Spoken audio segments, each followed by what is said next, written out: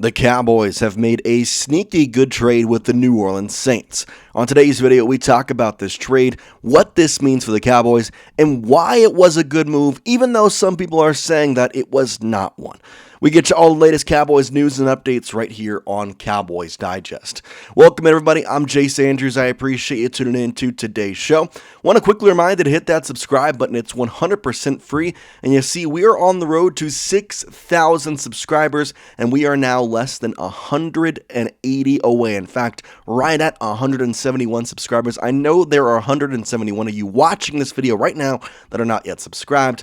Do it right now. That's 100% free, and you're going to be getting daily Cowboys content on all the latest news, updates, and rumors. Plus, we got a bunch of shorts coming out as well, giving it to you really quick. So make sure you hit that subscribe button today. Let's talk about the move the Cowboys made. Now, this was kind of made yesterday in a lot of facets. Obviously, it was lost in all the roster cuts, but I think it's important to talk about for a couple of different reasons. Here is the trade.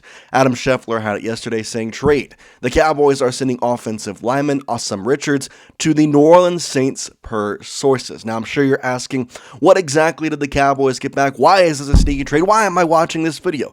I'm going to tell you all that right here. You see, here are the trade terms. The Saints are getting an offensive lineman in Asim Richards and a 2028 7th round pick. Meanwhile, the Cowboys are going to get a 2028 6th round pick back in return.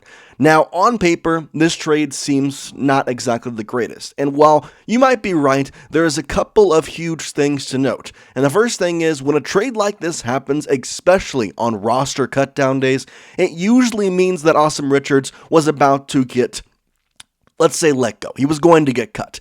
And with the New Orleans Saints, there was probably some discussion with Asim Richards in past trades, and the Cowboys called him up and said, hey, listen, we are going to cut Asim Richards. Would you like to make a move for him so that you don't have to try and work for him on the waiver wire? And in turn, the Saints get a guy, and the Cowboys get a little better of a pick. So this is the way it kind of turns out to be if you look at this offense, and I guess if this is the first time you're seeing the official offensive depth chart, here you go.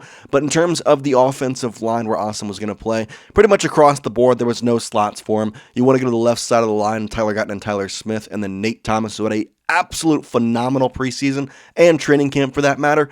You're not going to be anywhere close to them. TJ Bass also over there on the backup left guard. In terms of the right side of the line, it's Terrence Steele, Jake Ferguson, Johnny Cornelius, and of course, nobody behind Tyler Booker at this moment. As we know, there is obviously changes. Technically, Brock Hoffman, who is a center, could also play in somewhat of a guard formation, but it was very clear the Cowboys did not think Asim Richards was worth a roster spot here. Now, whether or not he would have gone to the practice squad is kind of up to interpretation. But again, the bigger thing when you talk about these types of trades is it's not about, oh, what did the Cowboys get back? It's not about that this trade, in theory, doesn't exactly do much for them. It's more about that you're getting an extra 6th round pick. Yeah, you're giving up a 7th. You're just swapping up one extra round. But you're getting something for a guy that you were honestly going to cut. And for a guy whose PFF grades were honestly not good at all. His overall grade ranked him 88th out of all 140 tackles. That's a 58.7 rating. His pass block grade was actually definitely a lot better. 69.5, which ranked him technically in the upper echelon, just barely at 52nd out of 140 tackles in the NFL. His run blocking, though, was where the problem came in. 135th out of 140 tackles in the National Football League. A run blocking rate of 44.5, according to PFF, is not something you want to see, especially for a guy who, you were going to have to put in there at least a couple times if you're going to keep him, because the offensive line, for as great as it is, you just saw the depth chart there. They technically, at this current time, only have about, 8 guys on the offensive line, when I think a lot of projections really kind of talked about having at least around 9 or 10, so you're cutting it down to 8. I do expect today, when we get the practice squad numbers, to have a couple more guys on the practice squad being in that guard or tackle slot. But at the same time, you have to understand that if Asim was going to make the roster, he was going to make the roster. But if he wasn't, I think he was good enough to get picked up. At least the Saints think he was good enough to get picked up because he was going to be grabbed by somebody. And the Saints said, no, we're not going to let him get to waivers where we may not get him. we're going to get trade, we're going to get him now, and we're going to take it over. Here is from the Dallas Cowboys report on this, Patrick Walker of DallasCowboys.com, saying, quote, "The development of Nate Thomas in particular stood out the most for the Cowboys as the help of former first-round pick Tyler Guyton recovered from a knee injury suffered in camp. For Richards, that meant the road to landing a spot on the 53-man roster was daunting. Instead of waiving him, however, the Cowboys were able to find a trade partner in the Saints," end quote. You'd honestly be surprised how many times this is actually discussed behind the scenes, and while a lot of times these trades actually don't happen, I guarantee you, especially days like yesterday, there were probably hundreds of trades discussed that we don't even know about because of these guys. Hey, we're going to cut this guy either a couple months back or at some point in time you have expressed interest in this certain player. We're going to cut him. He's going to go to waivers. You obviously at this point for the Saints, I don't exactly know what their waiver wire position is. I know the Cowboys are 12th, but in terms of the Saints, I believe they were higher, but at the same time, what the Saints thought was there is guys above us on the waiver wire that is going to take Asim Richards from us, and we really want him, so we're going to make this trade. It's just a pick swap for us, and for the Cowboys, it's the same mindset. Okay, this is a guy we're not going to have on our roster. It seems like he's going to get picked up, so he's not going to go to our practice squad. What exactly can we do? Oh, well, let's call the Saints because guess what? They were talking about Asim Richards to us probably, I don't know, whatever it might be, 3-4 months ago, whatever this probably discussion occurred. I'm sure there was a time when the Saints called up the Cowboys and asked about Richards, and they said, hey, how about now? What would this look like for y'all? It ends up working out for both partners, but obviously a pretty good move for the Dallas Cowboys, and a sneaky good one for my opinion, obviously. It's one that just is... It's a so-so move in a lot of eyes, but if you understand the context of you're getting something out of nothing, it's a decent move for the Cowboys. It's a decent move. By the way, I want to show this to you if this is the first time you're seeing the official roster for the Dallas Cowboys. Kind of want to go through it for you, kind of end off this video. I know that yesterday was kind of a blur, and there was a bunch of people putting out videos, a bunch of people talking about this 52-man roster, and I wanted to kind of give my take / show you everybody was on there. Obviously, our two quarterbacks, Dak Prescott, Joe Milton. I do expect Will Grier to go to the practice squad as long as he is not signed. The running back room, you do keep Miles Sanders. You keep Phil Maffa as well. He will go to IR, though, so technically the Cowboys will have a roster spot here in just a little bit. Jaden Blue, Javonte Williams, and Hunter Lipke are the other running backs.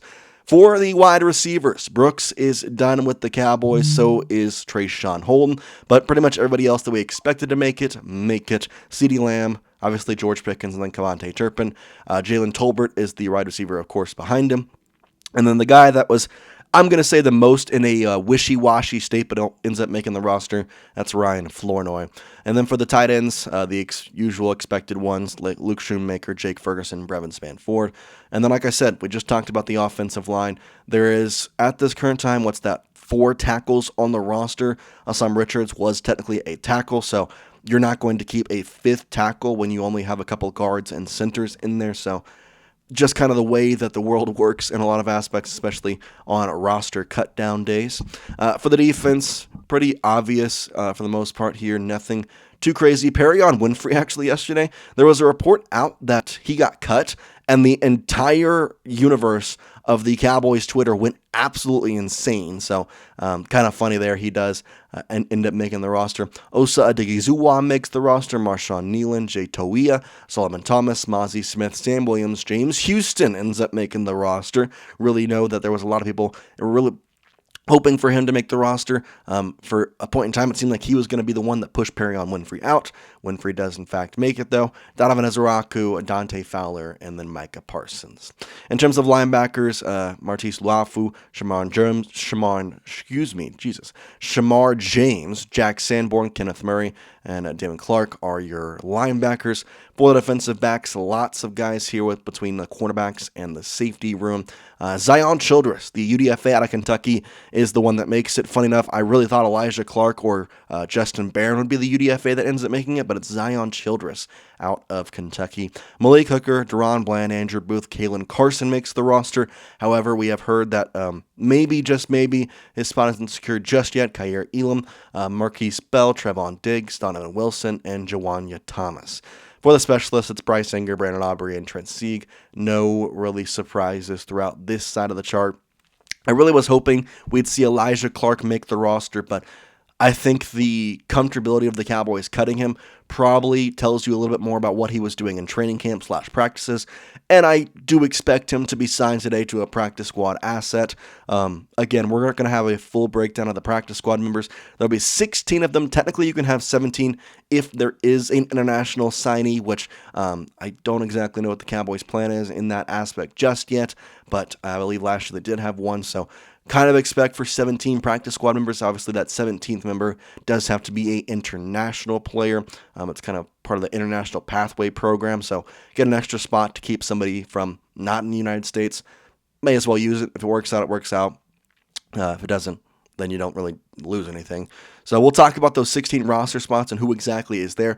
Plus, obviously, once the waiver wire is cleared and stuff, there's going to be a bunch of pickups, bunch of stuff that is going on. Obviously, we already have a couple of NFL news with Kendrick Bourne being released and a couple other players getting certain contracts and stuff. So it is an interesting time still here in the NFL. Obviously, the Cowboys are 9 days away from having their season opener against the Philadelphia Eagles, and we're very, very excited for it. And if you are still here watching today's video, then obviously you are a real one and excited for it as well. So go down there and hit that subscribe button if you have not already. But we're going to see you on the next one here on Cowboys Digest. We really do appreciate each and every single one of you every day watching these videos and tuning in.